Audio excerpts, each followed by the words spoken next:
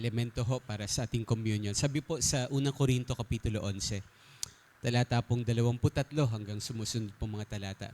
Sapagkat ito ang turo na tinanggap ko mula sa Panginoon at ibinigay ko naman sa inyo. Noong gabing siya ipagkanulo, ang Panginoong Hesus ay dumampot ng tinapay, nagpasalamat at pinagpira-pira sa iyon at sinabi, ito ang aking katawan na inihahandog para sa inyo. Gawin ninyo ito bilang pag-alaala sa akin. Matapos maghapunan, dumampot din siya ng kopa at sinabi, ang kopang ito ang bagong tipan na pinagtitibay ng aking dugo. Tuwing iinumin ninyo ito, gawin ninyo bilang pag-alaala sa akin. Sapagkat tuwing kakain kayo ng tinapay na ito at iinom sa kopang ito, ipinapahayag ninyo ang kamatayan ng Panginoon hanggang sa kanya muling pagparito.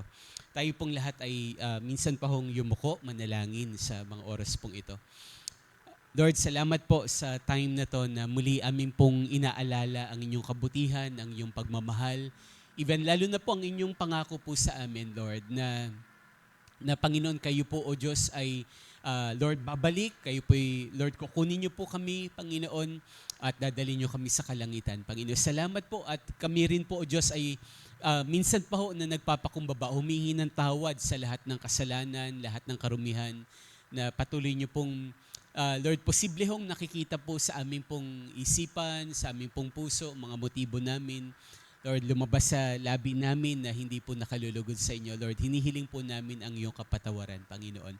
At salamat sa pagkakataon pong ito muli na dinako nyo kami dito upang kami po bilang inyong mga anak ay magkasama-sama sa Lord pagpapartake ng communion na ito. Salamat po, Diyos. Taas po natin yung ating pong mga tinapay at ang ating pong juice sa mga oras pong ito. Lord, amin rin pong pinagpapasalamat ang mga simbolo pong ito, Panginoon, na Lord, nagpapaalala na ibinigay niyo po ang inyong buhay para po sa amin, Lord, na ang iyong katawan ay ipinako doon sa krus ng Kalbaryo, Lord. At ang inyong pong banal na dugo, Panginoon, ay Lord, tumulo rin, Panginoon, upang malubos ang aming pong paglilinis ng lahat ng aming karumihan at kasalanan, Panginoon. At kami po'y magkaroon ng kapatawaran, Lord, sa lahat po ng mga pagkukulang, mga pagkakamali po namin. Salamat po, O Diyos. Salamat sa dakilang pagmamahal nyo na pinadama niyo po sa amin, Panginoon. At Lord, amin rin pong dinideklara, Lord, yung aming pong pananabik, Panginoon, na Lord, sa inyo pong muling pagbabalik, Panginoon. At Lord, na para hindi na po kami mawalay pa sa inyo, Panginoon. Salamat po. Salamat po sa mga simbolong ito. Salamat sa mga patuloy niyo pong pagpapaalala po sa amin. Ito ang aming pong panalangin sa pangalan po ng aming Panginoong Jesus. Amen, amen. At atin pong kainin po yung tinapay, then inumin po yung juice afterwards.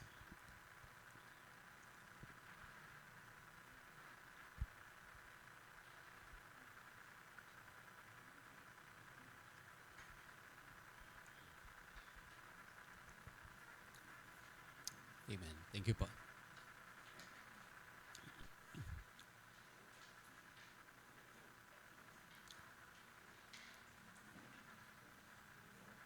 Yan, mari ho tayo umupo kung ating pong yan. Sige, marami pa hong upuan ho dyan sa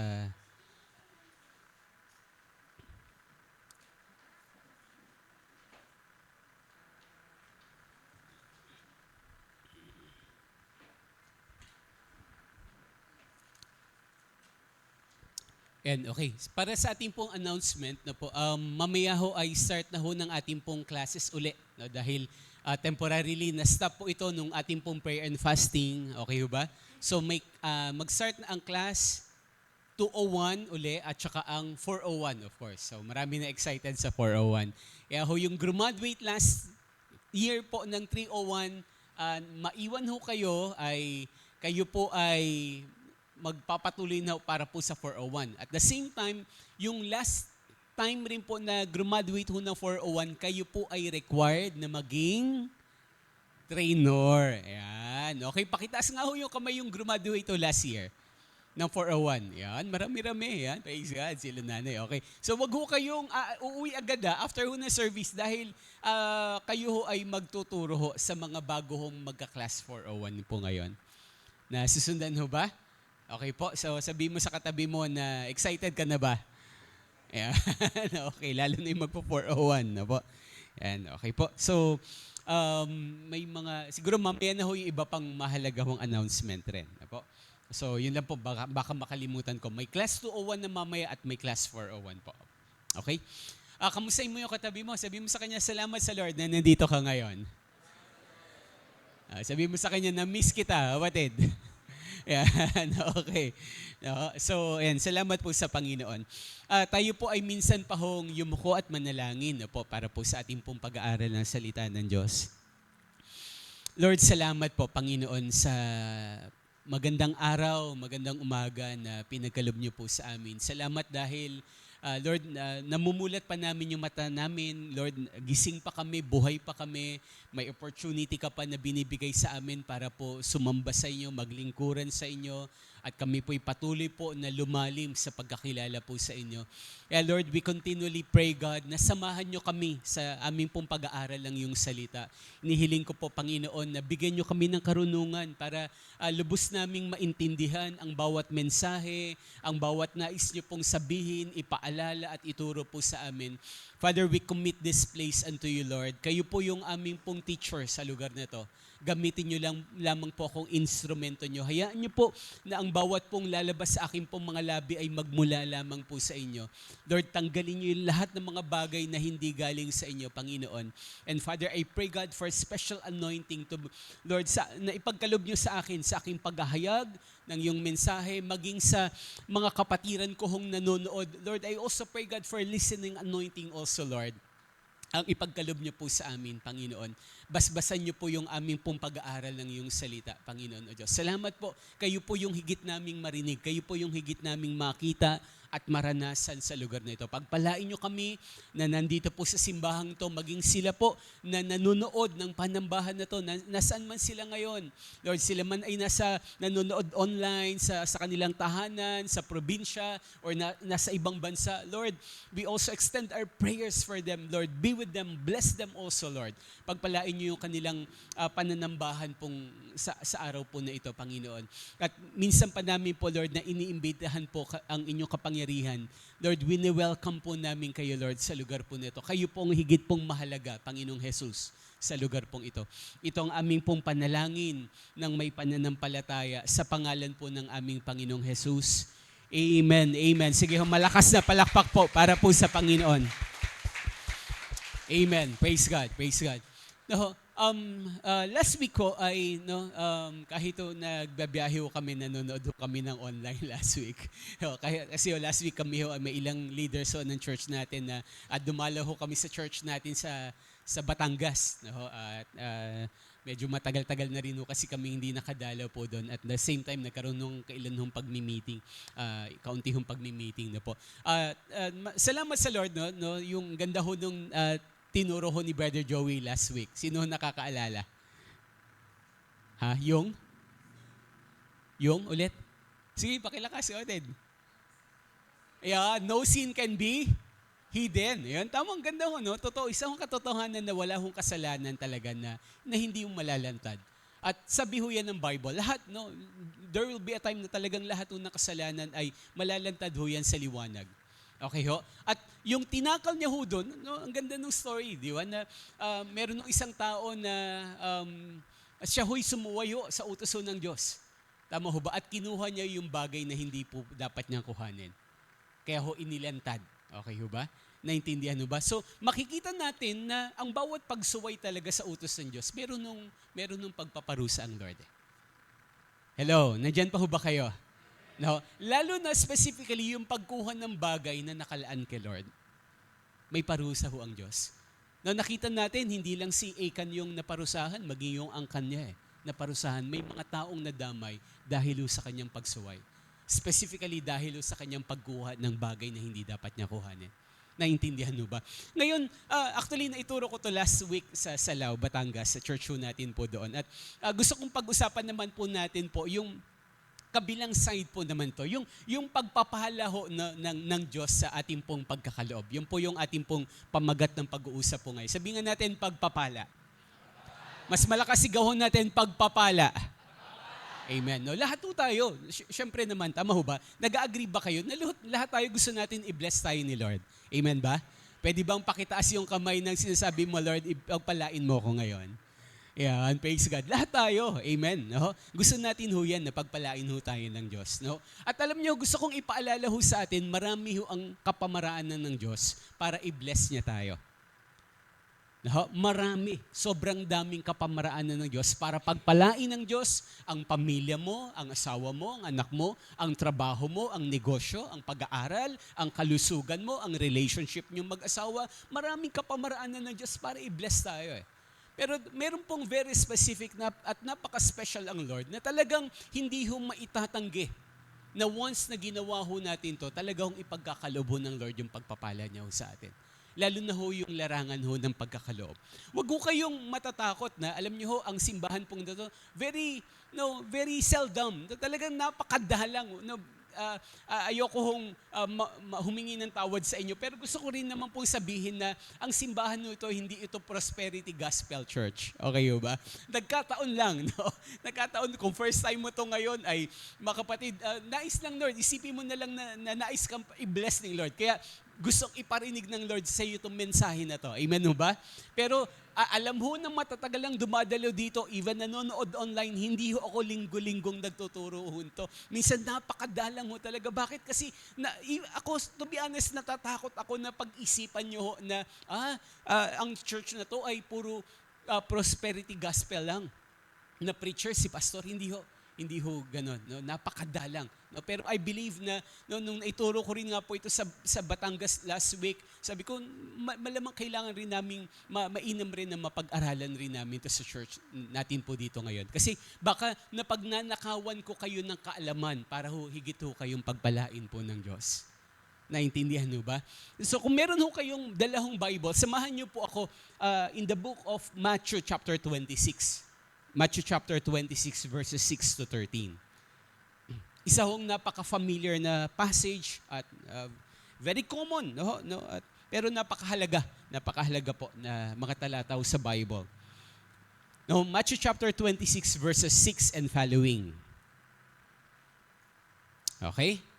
Ayan, andyan, kung wala ho kayong dalang Biblia, nasa screen naman. No? Basahin ho natin na sabay-sabay. Ready na ho ba? Tani mo katabi mo, ready ka na ba, batid? Ayan, okay. Basahin ho natin na malakas para kay Lord po ito. Para kay Lord ho natin basahin na malakas. 1, 2, 3, go. Noong nasa Betanya si Jesus, sa bahay ni Simon na ketongin, lumapit sa kanya ang isang babaeng may dalang sisidlang alabastro na puno ng napakamahal na pabango. Ibinuhos ito sa ulo ni Jesus habang siya'y nakaupo sa may hapag. Nagalit ang mga alagad nang makita ito. Bakit inaksaya ang pabango? Tanong nila. Naipagbilisan na iyon sa malaking halaga at naibigay sa mga mahihirap ang pinagbilhan. Alam ni Jesus ang iniisip nila, kaya't sinabi niya, bakit ninyo ginugulo ang babaeng ito? Mabuting bagay ang ginawa niya sa akin, sapagkat palagi ninyong makakasama ang mga dukha, ngunit ako'y hindi ninyo makakasama palagi. Binuhusan niya ako ng pabango bilang paghahanda sa paglilibing sa akin. Tandaan ninyo, saan man ipangaral ang magandang balita sa buong mundo, babanggitin ang ginawa niyang ito bilang pag-alaala sa Kanya. Minsan pa ho natin ulitin ng malakas yung last verse, yung verse 13. Now 1, 2, 3, go. Tandaan ninyo, saan man ipangaral ang magandang balita sa buong mundo, babanggitin ang ginawa niyang ito bilang pag-alaala sa akin. Alam niyo, napakasarap po nitong lalo na yung talata na ito. Di ba? Sabi ko nga, minsan gusto nating kung maaalala tayo ng ibang tao, sana yung positibo yung pag-alaala sa atin. Naintindihan mo ba? Na sana yung buhay natin nag-iiwan talaga ng marka sa mga taong nakapaligid sa atin. At yung marka nito hindi yung pangit na marka, kundi yung magagandang mga alaala. Nawa, no, kapag ka nababanggit yung pangalan natin, napapangiti sila, hindi sila nangingiwi dahil sa inis. Amen ho ba? At sabi ho ng Panginoong Hesus mismo, ang Panginoong Hesus mismo nagsabi, saan man ipapangaral ang salita ng Diyos, babanggitin yung kwento ng babae na to. Yung ginawa nitong babae na to. Bakit? Kasi napaka-special ng ginawa niya eh. Napaka-special ng ginawa niya sa Panginoong Jesus. Kaya hanggang ngayon, more than 2,000 years ago, bakit pinag-aaralan pa rin natin? Bakit binabasa pa rin natin? Bakit? Kasi nag-iwan siya ng mahalagang marka. Na I believe until now, kailangan pa rin nating maintindihan at maisagawa at maisapamuhay yung ginawa ng babaeng pong ito. No? Na kahit na pumanaw na tayo sa mundong ito, amen ho ba? Na yung ating pangalan, yung mga alaala ng ginawa natin, lalo na ho yung gagawin natin patungkol po sa Panginoong Jesus, ay maaalala at magbibigay hamon at pagpapala sa mga taong makakaalala ho sa ating pong pamumuhay. Naintindihan po ba? Let's go back sa verse 6, kapatid. Pakibalikan po yung verse 6. Sabi mo dyan, bigyan mo natin na konting background. Actually, ang story na ito ay bago ilang araw na lang po, ilang araw na lang ay papako na si Jesus sa cross. Ilang araw na lang ho, kukrucify na si Jesus. Kaya sabi dito verse 6, noong nasa Betania si Jesus sa bahay ni Simon na Ketongin. Sabi nga natin Betania. No, sa Ingles so ito ay Bethany. Sa totoo lang, no, sabi ko nga, ito yung term ginagamit ko, ito yung hideout ni Jesus eh. No, madalas ho siya nandito. Mapapansin ho natin sa pagbabasa ng Gospels, sa Matthew, Mark, Luke, and John, maraming pagkakataon nasa Betania siya. Kapag ka nagpapahinga siya, dun siya pumupunta. At specifically, meron siyang bahay na tinitirhan po doon. Na kumbaga doon ho siya namamalagi. At sinasama niya yung kanyang mga disciples. No, sino ho naaalala ho natin po sa Bethany? Yan, si Mary. Yung magkakapatid, si Martha, si Mary, at saka si Lazarus. Tama ho. No? At malaki ho yung chance ho na itong bahay na ito ay ito ho'y bahay ho nila Mary. Kaya sabi niya, nung nasa Betania si Jesus, sa bahay ni Simon na Ketongin. No? Si Simon, no, sabi nga natin, Simon.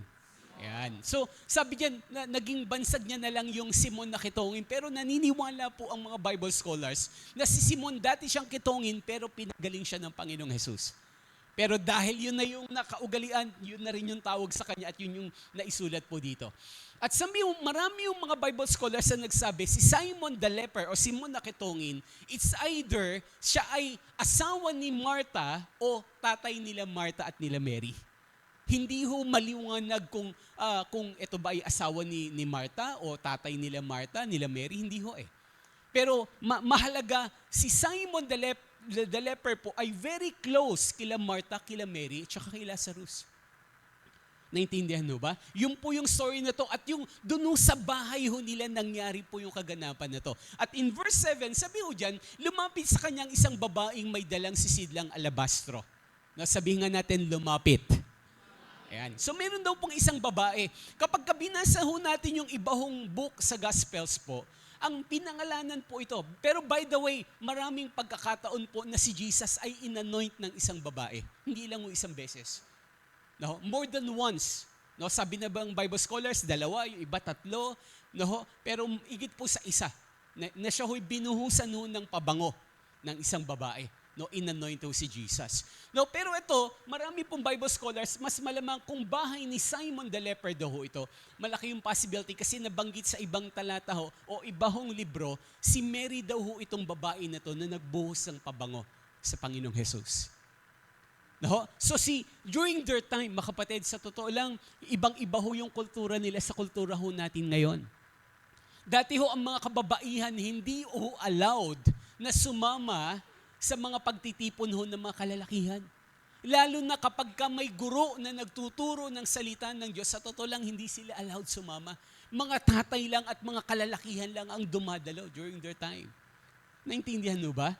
Kaya even sa temple, meron hong lugar ang mga kalalakihan, then after ng kalalakihan, nandun sa likod yung kababaihan.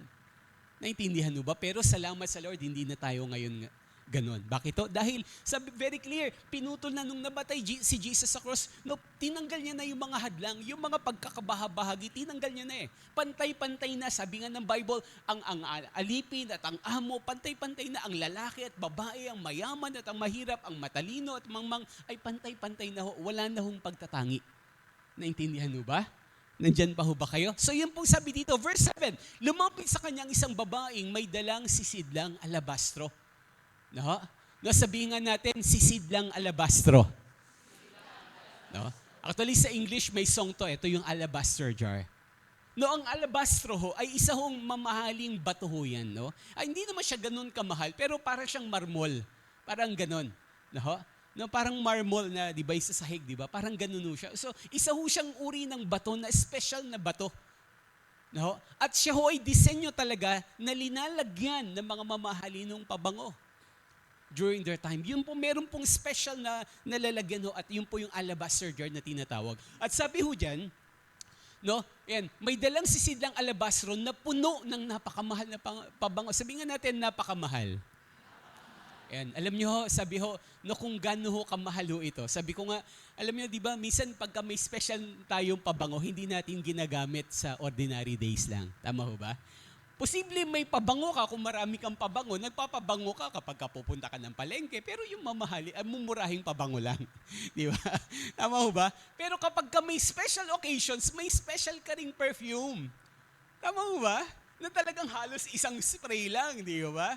Tama ho ba? Kapag ka pupunta ka ng reunion, ng birthday, tama ho ba, ng kasal, may special kang pabango na doon mo lang gagamitin nyo. Kasi bakit? Manghihinayang ka kasi sa sobrang mahal, no, mauubos agad, sayang yung pera. Tama ho ba? No? Ganyan rin ho ba kayo? Katulad ko rin ho ba? Di ba? May pang araw-araw na pabango or pero ordinary days, pero may special na perfume ka. At ang sabi ho ng Bible, sabi ng sorry dito, itong pabango nitong babae na to ay sobrang mahal. Sabi nga natin, sobrang mahal. No, hindi ho ordinaryong perfume po ito. Bakit to? Alam niyo, sabi ho ng Bible scholars, sa ibang salino sa Biblia, 1 taong sweldo daw ho yung presyo ng pabango na ito. Imagine niyo, grabe talaga. Tama si nanay, grabe. Naintindihan ho ba?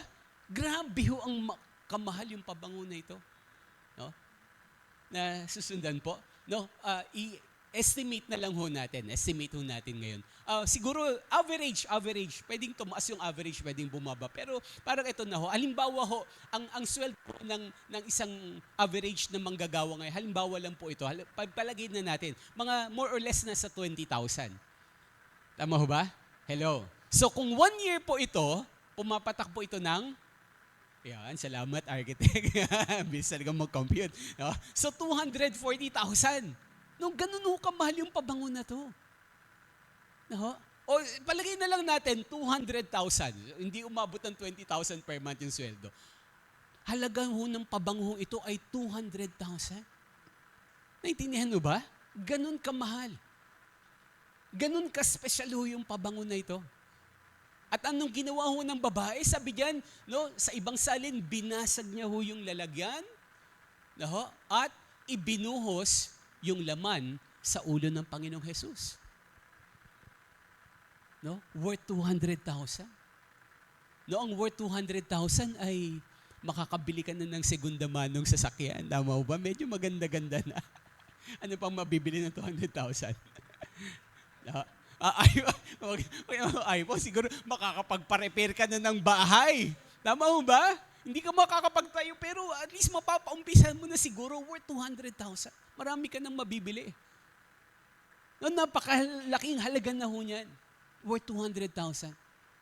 Pero ang sabi ho ng Bible, sa loob ng ilang saglit, binuhos itong babae na to, hindi ho siya nag-alinlangan. Hindi ho siya nanghinayang. Binuhos niya sa ulo ng Panginoon. Imagine natin, malamang sa sobrang mahalo nito, talagang grabe ho yung halimuyak ho, na talagang hindi lang, I believe hindi lang yung bahay ni Simon na kitongin ang napuno ng amoy na ito, malamang lumalabas hanggang sa labas, hanggang even yung mga tao, posible na doon na even yung mga tao nandun, pag uwi nila ng bahay, yung amoy po nito ay kumapit po sa kanila at humahalimuyak saan man sila magpunta. I believe yun po yung possibility na nangyari ho nito. Kaya yung sabi ho dyan, no, binuhos ito sa ulo ni Jesus habang siya'y nakaupo sa may hapag. Next verse po, kapatid. Verse 8 po. So sabi ho dyan, nagalit ang mga alagad nang makita ito. Bakit inaksaya ang pabango? Tanong nila. No, bakit inaksaya? No, alam mo ng mga disciples, sobrang mahal eh. No, sobrang mahal. Kaya sa sobrang mahal po ng pabango, sabi nila, bakit inaksaya? Bakit inaksaya? No, alam niyo ang isang bagay ho na kailangan ho nating maintindihan po dito. napakahalaga ho nating maintindihan na sa atin hong pagkakaloob ay kailangan ho ay yung pinakamainam ho yung ating pong pinagkakaloob lalo na ho sa Diyos. Sabihin nga natin, pinakamainam. Mas malakas sigaw ho natin, pinakamainam. No? Yung babae na to, yung pinaka-best ho yung in-offer niya kay Jesus. Pinagkaloob niya. Bakit ho? Pakinggan nyo itong mabuti. Lahat ng binibigay ho natin sa Diyos is a reflection of our love and devotion to our God. Naintindihan mo ba? Ulitin ko. Lahat ng anumang bagay na ibibigay natin sa Panginoong Jesus ay nagre-reflect, nagsasalamin ng ating pong pagmamahal at paggalang sa ating pong tagapagligtas na Panginoong Jesus. Kaya ho yung lalim mo ng pagmamahal ng babae na to ay singlalim ng kaya niya hong ipagkaloob sa Panginoong Jesus. Naintindihan mo ba? Alam niyo ho, dito ho sa church, mga kapatid, palagi kong remind, lahat ng gagawin at ibibigay ho natin sa simbahang ito, hindi niyo ho binibigay ho sa aming mga pastor. Hindi ho. Sa Panginoong Jesus ho natin yung binibigay. Naintindihan ho ba? Kaya dapat kung sa Panginoong Jesus yan, palagi hong iisipin natin, ito ba yung pinakamainam na nararapat sa Panginoon? Naintindihan po? Kung tayo ho, bibigyan tayo ng regalo, syempre gusto natin po yung, kung maaari, yung pinakamainam. Hello, ayaw natin ng tira-tira. Tama ho ba? Ayaw natin ng luma, ayaw natin po ng mga pinaglipasan. Gusto natin, kung tatanggap tayo, tayo ay bibigyan ng mga taong nagmamahal sa atin ng pinaka-the best. Naintindihan po ba?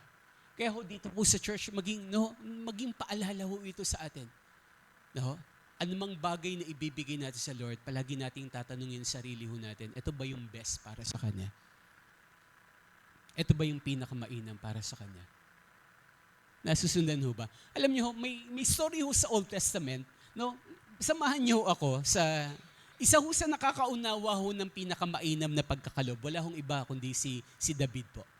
In the book of 2 Samuel chapter 24 verse 24, no, meron nung very familiar rin ho na verse. No? Napakaganda ho ito. Ako, na-appreciate ko ng todo ho ito at kailangan rin ho nating maintindihan po ito ng mabuti. O, sabi ho dyan ni Haring David, basahin natin ng malakas. No? Sabay-sabay ho. No? Magiging na dyan sa likod. Pwede ho bang laksan nyo? Gusto ko marinig ho yung mga kapatid natin sa likuran. No? Pwede bang ilakas? Okay po? 1, 2, 3, go!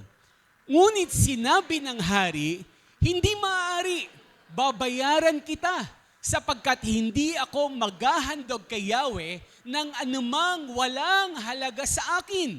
Kaya't binayaran ni David ang giikang iyon at ang toro sa halagang 50 pirasong pilak. Yan. Alam niyo sa Ingles, ang ganda ho ito, sabi ho sa Ingles, I will not give unto the Lord that cost me nothing. Sa Tagalog, hindi ako mag-o-offer, hindi ako magkakalob sa Diyos ng bagay na walang halaga sa akin. Hindi pwede, hindi pwede. Sabi ho ni Haring David, no? Kasi alam mo ni Haring David na dapat kung para sa Diyos, pinakamainam palagi, hindi pwedeng walang halaga. Nabigyan ko muna kayo ng background ng story. Alam niyo, nung time na to, si David ho ay naging mayaman na, maging matagumpay. No, siya po'y talagang pinagpala ng Diyos. Kaya lang ang problema, nung siya ho'y naging matagumpay at lubos na yung pagpapala ng Lord sa kanya, dumating ho yung kayabangan sa kanya. At alam niyo, ang isa ho sa naging tanda ho ng kanya kayabangan, sabi ho ng Bible ho ito, basahin niyo na lang sa Bible pag uwi niyo, yung buong 2 Samuel chapter 24. Nagpatawag ho siya ng census, pinabilang niya ang lahat ng mga mandirigma niya. No? Pinabilang niya. No, even nga ho yung mga malalapit sa kanya, mga lingkod niya, sabi ng mga lingkod niya, huwag niyo na hong gawin yan kasi talagang mayaman na ho kayo, makapangyarihan na ho kayo, marami na ho kayong tauhan, hindi na ho kailangan pang ipabilang niya po yan. Pero nagmatigas si Haring David, sabi, hindi, sundin niyo ako. Ako yung hari, ako yung masusunod dito. So napilitan nung sumunod yung mga tauhan niya. Pero alam niyo, nagalito ang Diyos sa kanya. Nagpadala ho ang Diyos ng propeta ho kay Haring David, yung si propetang God, ang pangalan. Kaya ho, anong sabi ho ng propeta kapag binasa niyo ho yun, no, dahil sa iyong kasalanang ginawa nito, sa iyong pagmamalaking to, pinaparaphrase ko na lang ho, sabi ho ng propeta, mamili ka. 3 bagay yung pagpipilian mo na sinasabi ng Diyos. 3 taon ng tagutom, no? Ng kahirapan na tagutom, o kaya 3 buwan nang kayo'y sasalakayin ng mga kaaway nyo, o kaya 3 araw ng salot at maraming mamamatay. Alam niyo kung pinili ho ni Haring David? Pinili niya ho yung 3 araw. Ayaw niya nung matagal. Kaya anong sabi ho ng Bible, nung pinili niya yung 3 araw ng karamdaman at mga salot, 70,000 agad yung namatay during that time. No? Sa isang napakasimpleng hakbang, no, ng pagbilang ng kanyang kayamanan ng mga tao, no, pinarusahan ho ng Diyos, hindi lang ho si David, maging yung bayan ho ng Israel na damay ho sa kanya. Naintindihan ho ba? Yun po yung context po nito. Kaya ho, ang context ho nito, sabi ho ng angel sa kanya, gusto mo bang tumigil na yung salot kasi marami pang pwedeng madamay, marami pang pwedeng mamatay. No? Ang sabi ho ng angel sa kanya, pumunta ka sa lugar ni Arauna, bilhin mo yung giikan niya at gumawa ka ng altar sa kanya. Sambahin mo ang Diyos, sumingi ka ng tawad sa Panginoon, magpakumbaba ka sa Diyos. Yun po yung context po nito. Kaya po si Haring David ay pumunta po siya sa giikan. At sabi niya, yung nagmamayari, sabi niya, bibilhin ko to. Bakit? Kasi inuutusan ako ng Lord para gumawa ng altar dito. Upang ang salot na pumapatay ng maraming buhay ay tumigil na, pahintuin na ng Diyos. Naintindihan po ba? Yun po yung context po na to. Pero anong sabi nung nagmamayari? Kasi nung nakita niya na ang mahal na hari ang humihingi ng lupa at the same time maganda yung layunin, sabi nung may-ari, hindi, ibibigay ko na lang sa inyo ng libre to. Kasi para naman pala kay Lord to. Naintindihan mo ba? Pero anong sabi ni David? Hindi ako pwedeng magbigay sa Diyos ko ng walang halaga sa akin. I will not give unto the Lord my God that cost me nothing. Dapat lahat ng ibibigay ko sa Diyos yung pinaka-the best palagi. Kasi deserve ng Diyos ang the best. Naintindihan po ba? Yun po yung context po nito. At nung binili ho ni Haring David at nagtayo siya ng altar, nagpakumbaba siya at sumamba, tumigil na ho yung salot, nawala na ho yung pagpatay ng karamdaman. Nasusundan po ba? Hello? Alam niyo ho, isang napakagandang paalala, kapag ka magbibigay tayo kay Lord, dapat palagi yung the best. Pinakamainam, huwag yung tira-tira. Nasusundan po? Nasusundan ho ba? Nawa ay maging paalala ho ito sa atin. Alam nyo, para ho masigit ho natin pong maintindihan po. Pwede Joey, pwede ko bang mahiram po itong bagong box natin? Okay. Dito na lang po. Salamat po. Salamat po sa nag-sponsor po nito. Praise God. Di ba balakpakan natin po yung Lord?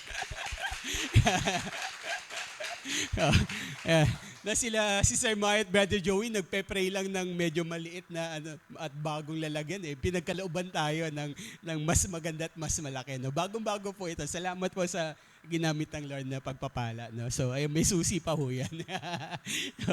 Halimbawa lang ho, para ho medyo mas maliwanagan. Una ho, tanong ko ho muna, pakinggan niyo ho ako. Ano ho yung kaibahan ng presyo at saka ng halaga? Sa English, price and value. Di ba kapag pupunta ka ng palengke, tanong mo, magkano po ito? Magkano presyo nito? Tama ho ba? Nandiyan na ho ba kayo? Ano ho yung kaibahan ng presyo at saka ng halaga? Ng price o kaya ng value?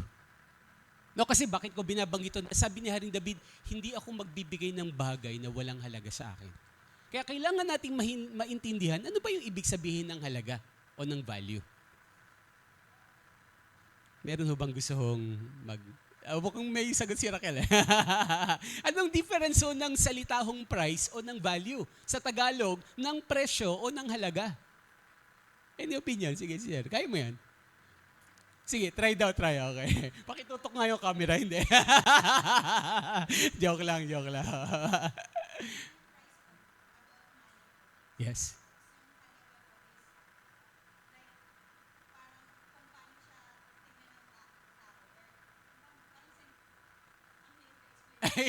Okay.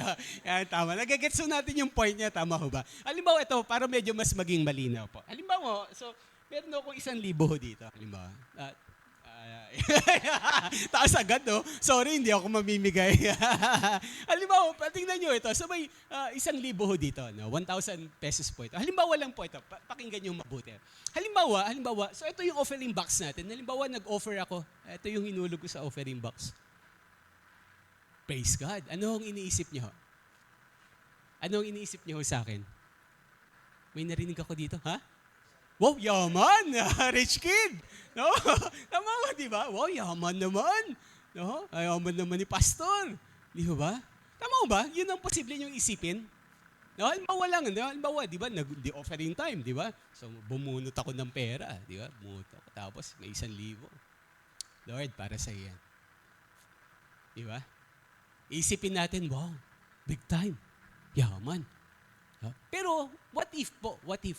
Pakinggan niyo ako mabuti. What if?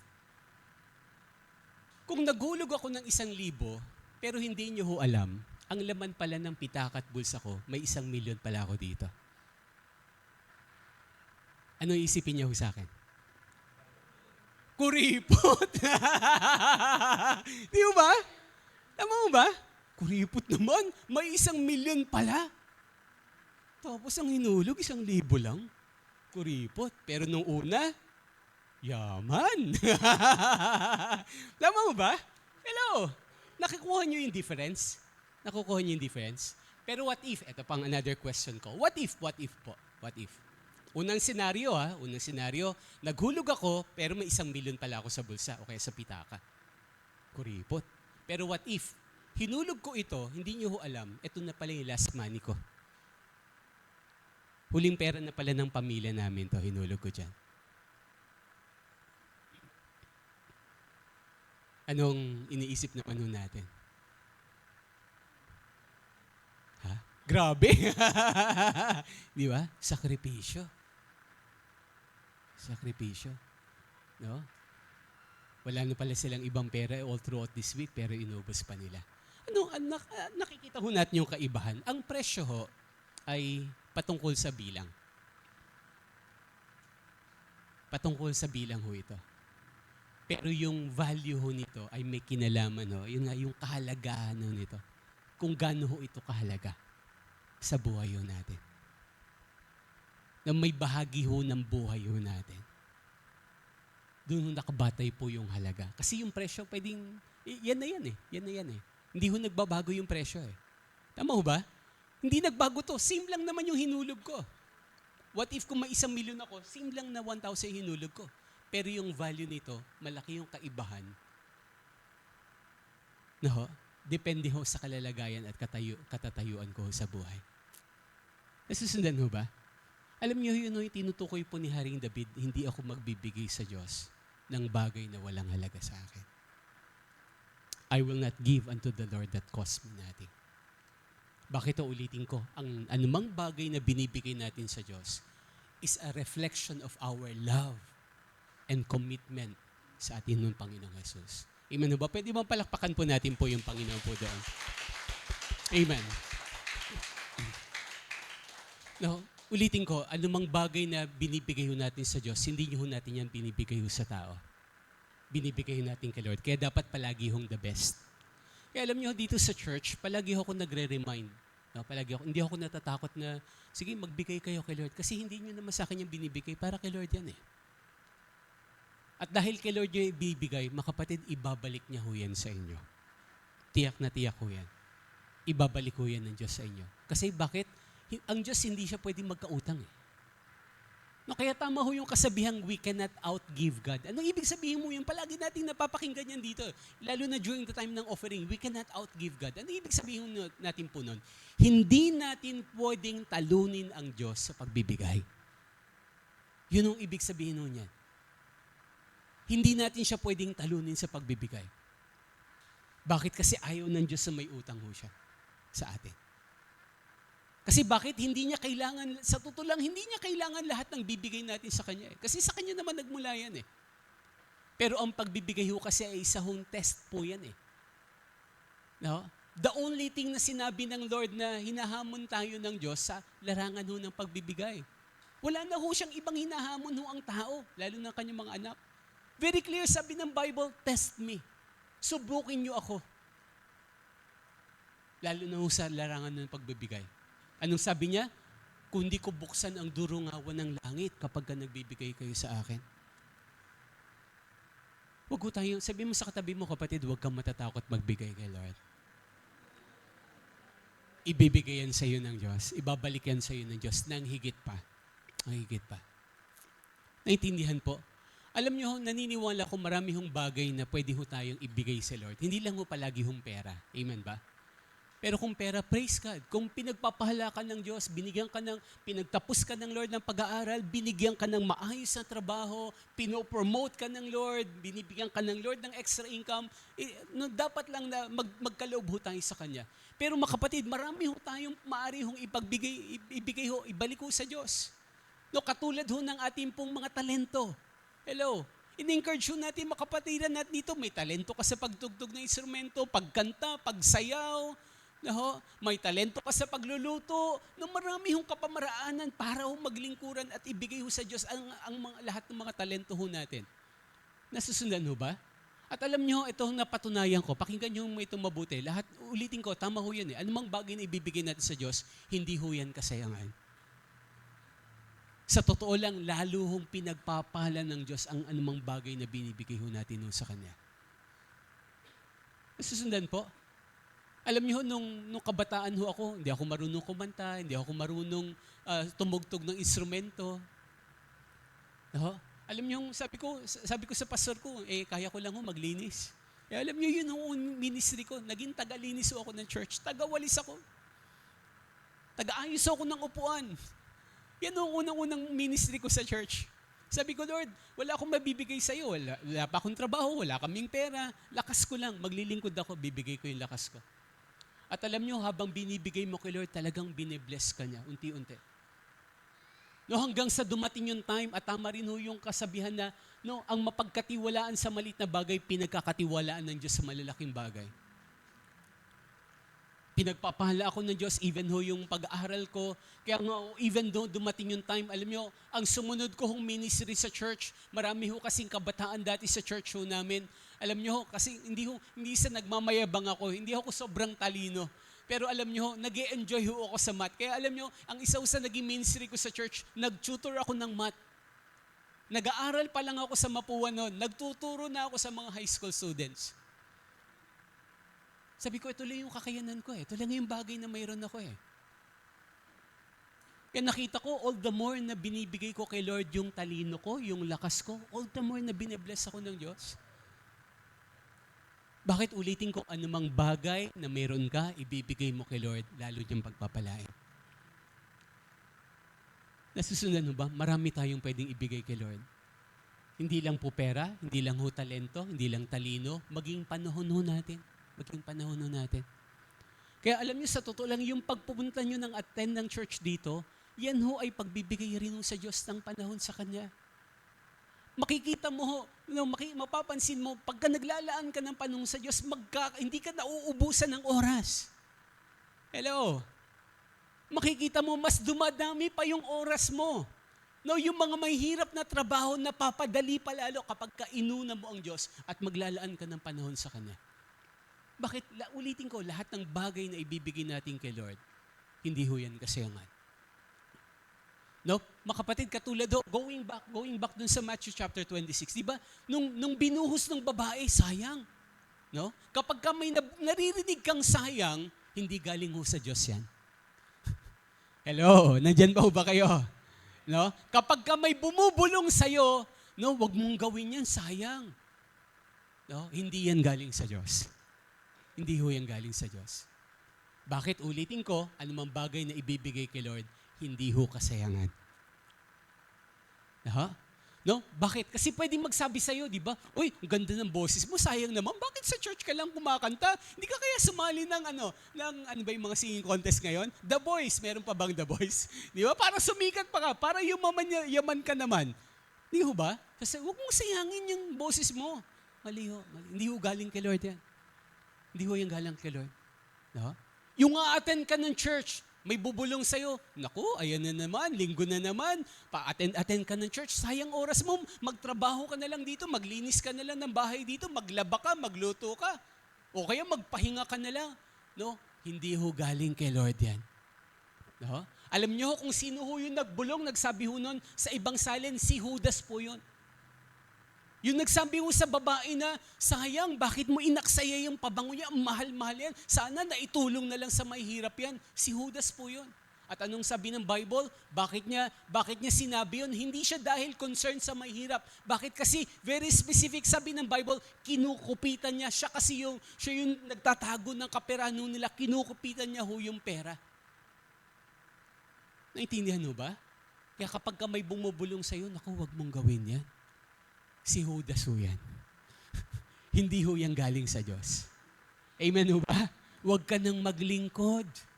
Hindi ho yan galing kay Lord. No, ang laki naman ng ibibigay mo. No, sayang naman. Hindi ho galing kay Lord kapag ka nakakaranig ko ng ganyang tinig.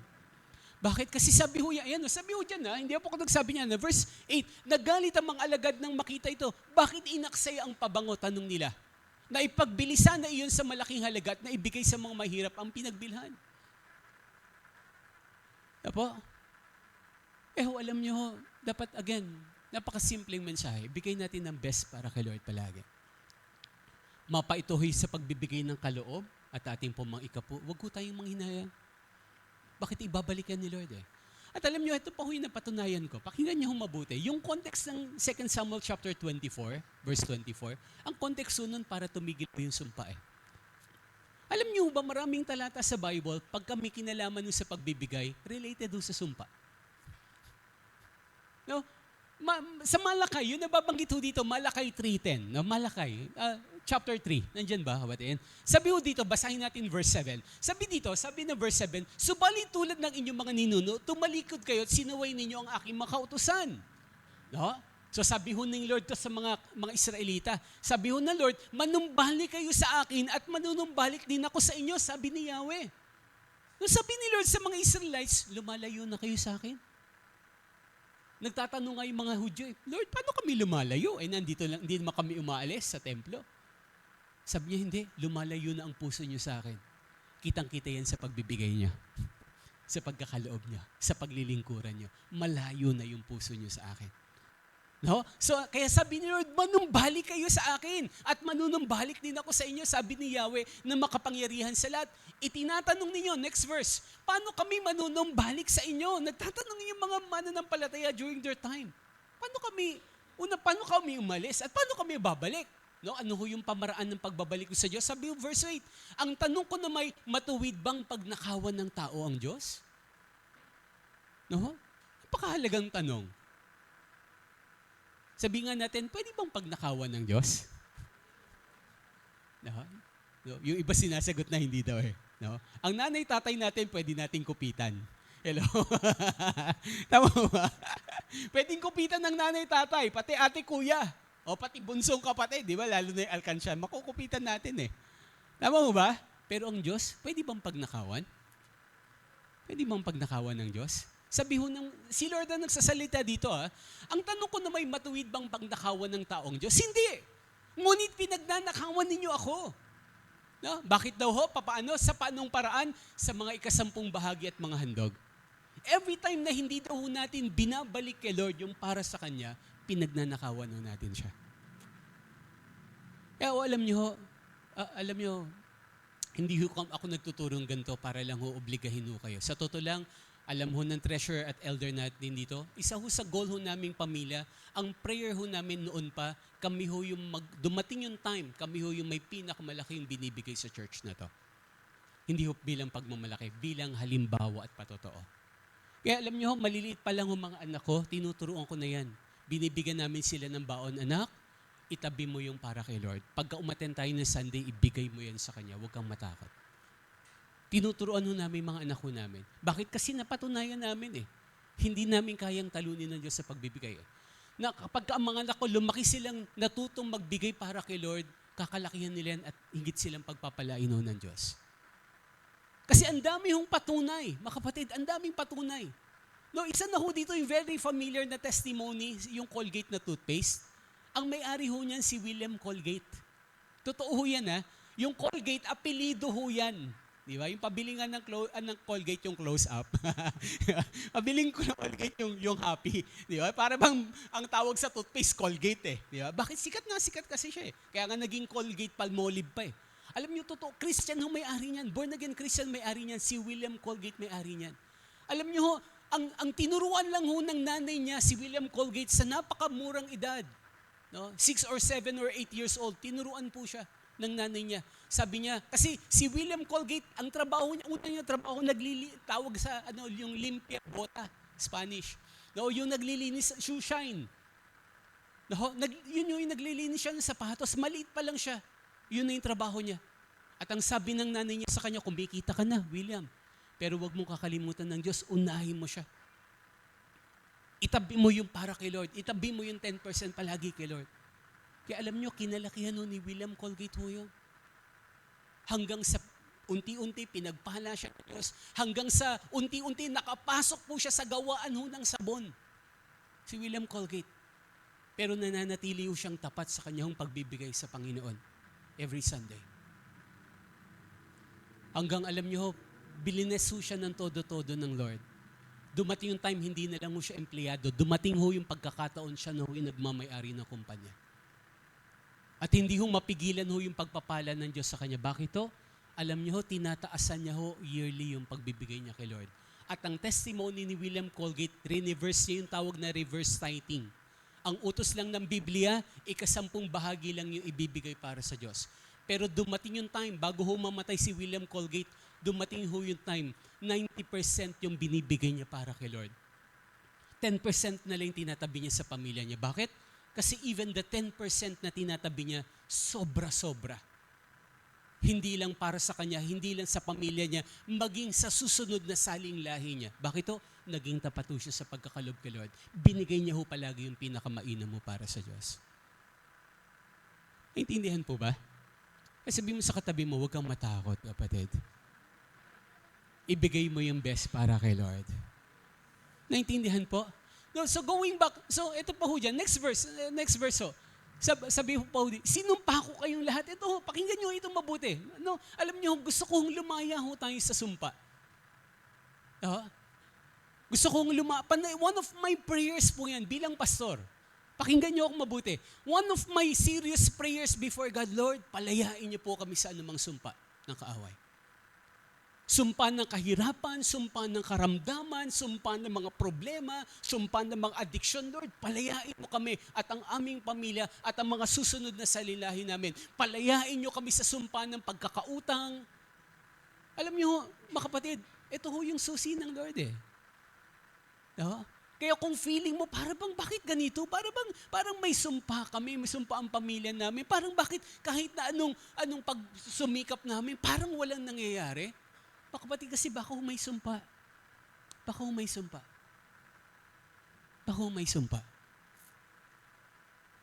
No? Going back sa 2 Samuel chapter 24. Kaya nga, gusto kong i-point dito, may mga talata sa Bible na ang pagbibigay ay may kinalaman sa pagpapala at ang hindi pagbibigay ay may kinalaman sa sumpa. Naintindihan mo ba? Sabi ho dito, dahil sa ninanakawan niyo ako, sabi niya, sinumpa ko kayong lahat.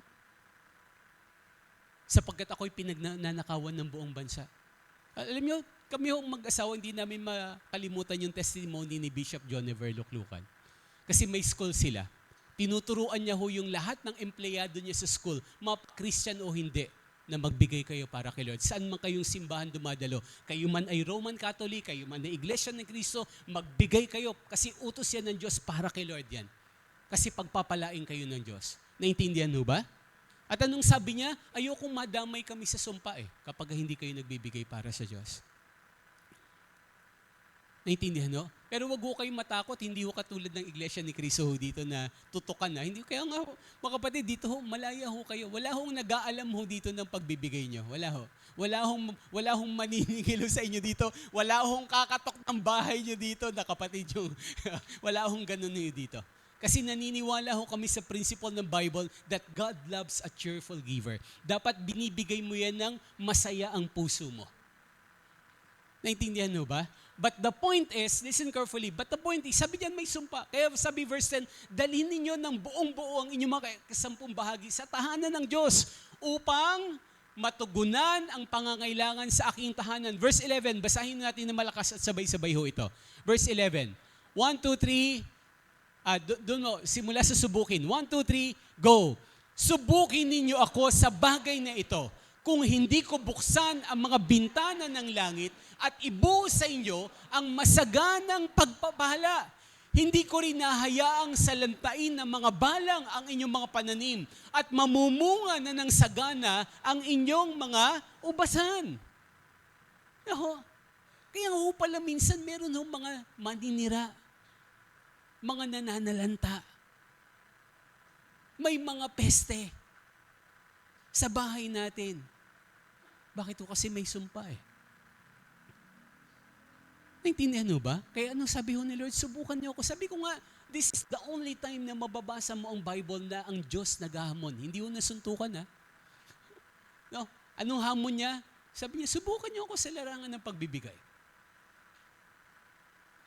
Kundi ko ibalikan. Kundi ko tanggalin ang sumpa na umaalipin sa pamilya mo. Ibe-bless kita.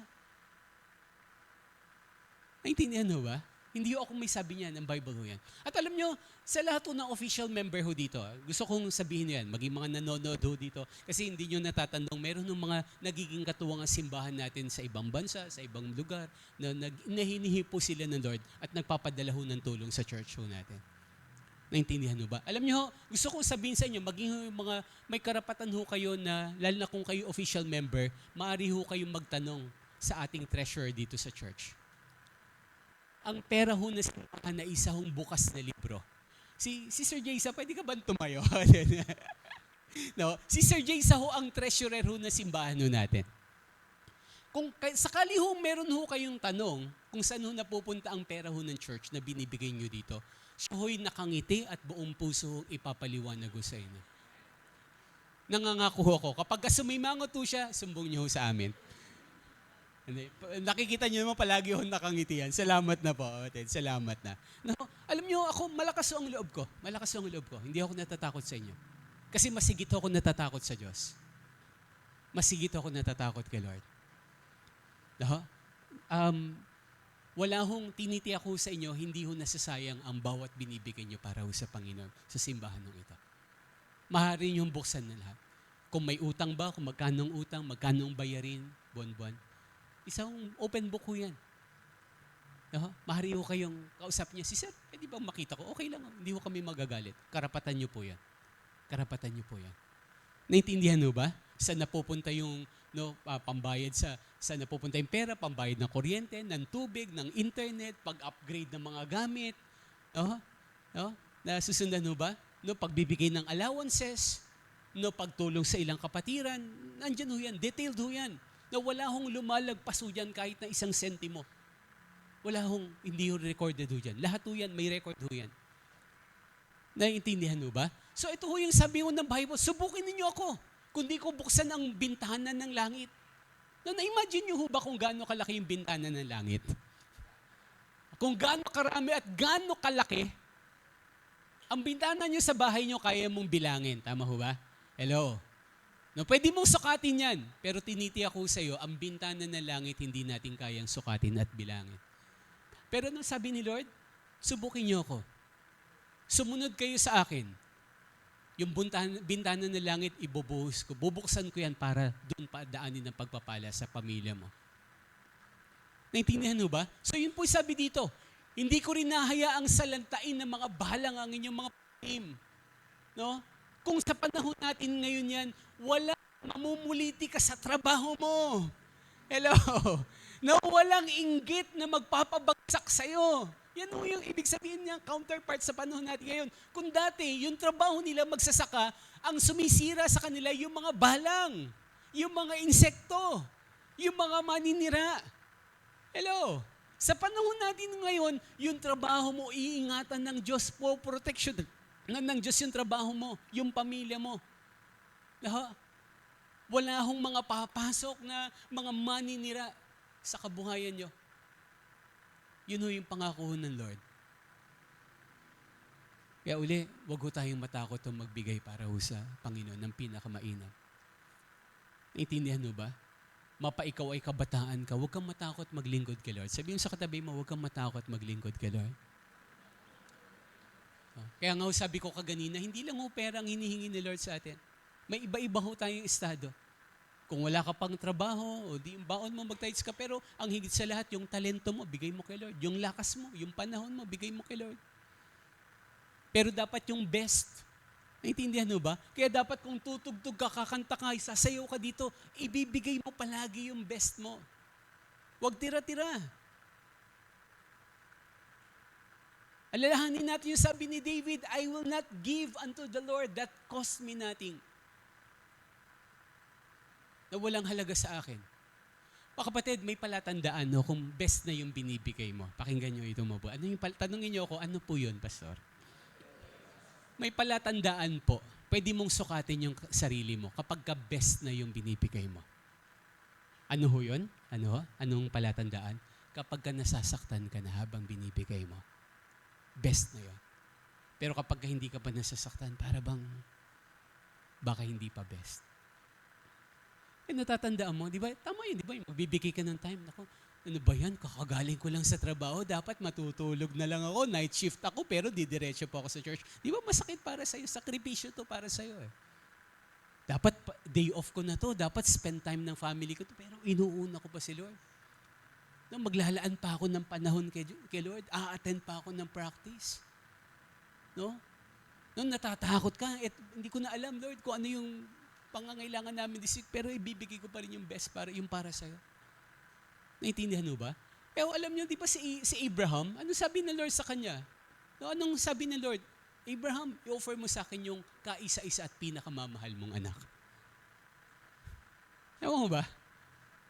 Yung kaisa-isa at pinakamamahal ni Abraham, yun yung sabi ng Lord, i-offer mo yan sa akin. Ihandog mo yan sa akin. No, masakit ko kay Abraham yun. Bakit ang tagal niyang hinintay si Isaac? 25 years siya naghintay ng anak. Tapos nung time na binigay ni Lord yung anak niya, sasabihin ni Lord sa kanya, i-offer sa kanya. Masakit ho yun. Tama ho ba? Pero ano si Abraham mo, hindi siya nag-alinlangan. Sabi ng Bible, maaga siyang gumising para sumamba at maghandog kay Yahweh.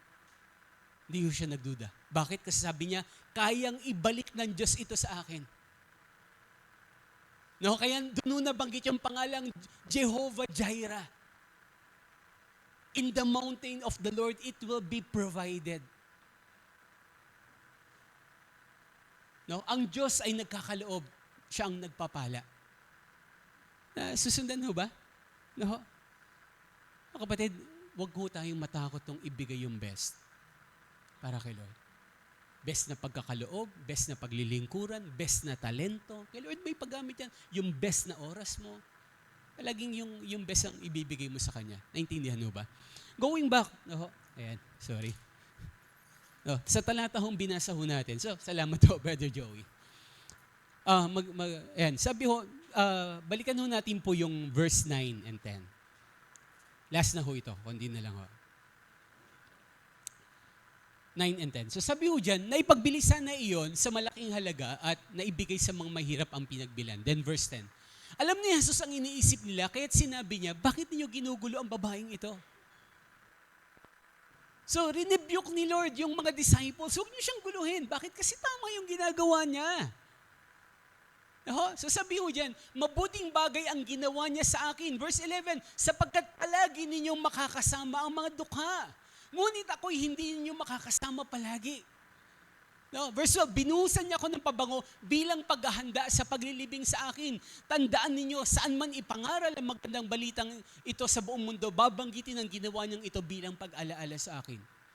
Alam niyo, ano yung unang principle ng ginawa ng babae? Binigay niya yung best niya para kay Lord. Hindi siya nag-alinlangan. Pangalawa, tinake niya yung opportunity. Hindi ho siya nag-aksaya ng panahon. Naintindihan ho ba? Sabihin nga ho natin, huwag kang mag-aksaya ng panahon. Kasi bakit alam niyo yung opportunity, minsan di mo alam, baka isang beses lang yan dumarating. No, itong babae na to, no, mga kapatid, kaya sabi niya, bilang pagsabi ni Jesus, pinaghandaan niya ako, yung bago ako mamatay, no, ay in-anoint niya na ako. Alam niyo, nakakalungkot to ito, di ba? Marami na ho siguro tayo na napuntahan ng mga patay. Yung burol, tama ho ba?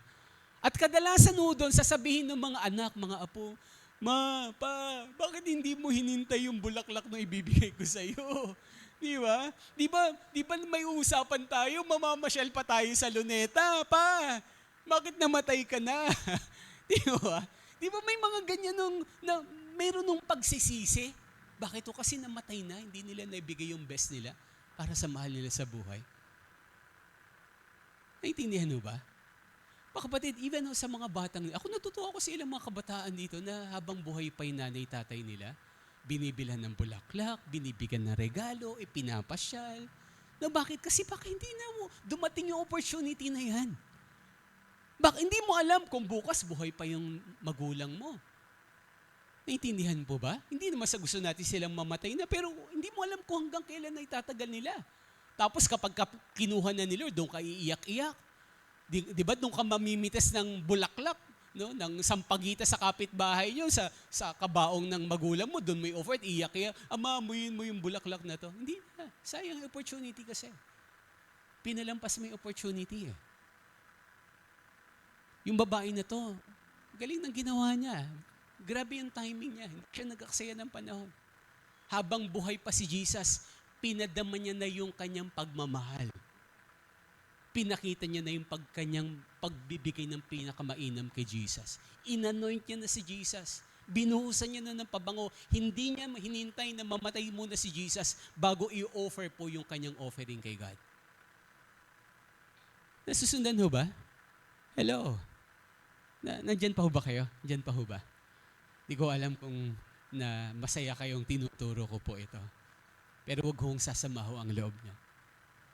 Huwag hong sasama ang loob niyo. Habang ginagawa ko ito, pinagpe-pray ko, Lord, i-bless niyo kami. I-bless niyo kami. Pagpalain niyo ang church namin. Pagpalain niyo ang bawat kapatiran na dumadalo sa simbahan na ito. Pero kailangan nun nating hindi lang matutunan po ito. Kailangan nun nating maisapamuhay po ang mga talata pong ito. Na susunan ho ba? Pari ho ba tayong tumayong lahat po ngayon? Tayo ho'y mananalangin. Pwede ho bang palakpakan natin minsan pa ho yung Panginoon? Praise God. Amen, amen, amen. Hallelujah, hallelujah, Jesus. Alam niyo ho, no, minsan, hindi ko alam kung ano yung reaction po natin na every time na nakakarinig ho tayo ng ganitong mga mensahe ho ng Panginoon. Na ano ba yan? Ngayon na lang nga ako uli umattend eh. Ito pa yung preaching ni Pastor. Ito pa, nagpaparinig ata si Pastor. Hindi ho. Alam niyo, mahal ko po kayo. Mahal ko po kayo. At kapag hindi ko tinuturo ito sa inyo, para ko kayong pinagnanakawan ng pagpapala ho ng Diyos. Kasi very specific ko ang Diyos dito eh. Ito ho yung napaka-proven na kapamaraanan para pagpalain niya ho yung buhay mo, yung trabaho mo, yung pamilya mo, even ho yung mga anak mo. Kaya ho, alam niyo, si David, nung sabi niya, I will not give to the Lord that cost me nothing. Alam niyo, grabe ho yung blessing ni Lord sa kanya, hindi lang sa kanya. Anong sabi pa ng Lord sa kanya? Dahil sa ginawa mong yan, hindi lang ikaw yung pagpapalain ko. Even yung mga susunod na henerasyon mo, pagpapalain ko. At ang pangako ni Lord sa kanya, sa bawat salinlahi mo, maitatalaga akong hari. Hindi mawawalan ng hari sa pamilya mo. Grabe yung ginawa ng Lord sa kanya. Grabe yung ginawa ng Lord. Si Abraham, nung hindi ho siya nag-alinlangan na i-offer yung pinakamamahal at kaisa-isa niyang anak kay Lord, anong ginawa ng Diyos sa kanya? Sabi niya, ikaw yung magiging ama ng pananampalataya. At ang bawat magpala sa iyo, pagpapalain ko rin. Ikaw ay magiging pagpapala sa maraming henerasyon at maraming bansa. Grabe ho yung blessing ng Lord kay Abraham eh. Naintindihan mo ba? Nasusunod mo ba? Alam niyo, hindi ko ho kayang sabihin at sukatin kung ano ho yung pwedeng gawin ng Lord sa'yo kung tutugon ho tayo ng tama sa mensaheng ito. Naintindihan mo ba? Kaya ulit, ano yung pangako ng Lord sa babae? Saan man ipapangaral ang salita ng Diyos, babanggitin ka. Ikukwento yung ginawa mo. Alam niyo, si Lord, Siya ho yung pinakamagaling hong accountant. Pinakamagaling ho siyang accountant. Lahat ng ibibigay ho natin sa Kanya, nakalista ho yan. Nakalista ho yan. Hindi ho yan masasayang. Hindi ko ho alam kung ano yung sinasabi ng Lord sa'yo, anak, ibigay mo ito sa akin. It might be God is telling you na, anak, subukan mo ko. Ipagkaloob mo yung para sa akin sa pamagitan ng pagbibigay ng tithes and offering. Or it might be kinakausap ka ng Lord dito, anak, yung talento mo, wag mong ipagkait yan sa akin. Bigay mo yan sa akin. Maglingkod ka. Maglingkod ka. Maglingkod ka. O kaya sinasabihan ka ng Lord, anak, no yung panahon mo, maglaan ka ng, bigay mo yung time mo sa akin. Bigay mo yung time mo sa akin. Naintindihan mo? Unahin mo ako palagi. Sa pananalangin, pagdi-devotion, pagdalo ng gawain tuwing linggo, lalo kitang bibigyan ng maraming panahon. Nasusunod mo ba? Pareho ba tayong lahat yumukot pumikit po ngayon sa mga oras pong ito? At sa ating pong pagpapanalangin, nais ko hong ipanalangin po yung mga kapatiran po na nandito po ngayon na alam mo kinakaugnay ka ng Lord na ngayon. And it is your decision na Lord, tutugon ako sa iyo. Ibibigay ko yung hinihingi mo sa akin sa mga oras pong ito. If this is your prayer, hindi ko alam. Again, hindi ko alam kung ano yung personal dealing ng Lord sa inyo ngayon. Pero it's my desire na ipanalangin ka. Ano man yung idedeklara mo na ipagkakaloob mo sa Diyos. It might be yung buhay mo. It might be yung paglilingkuran mo.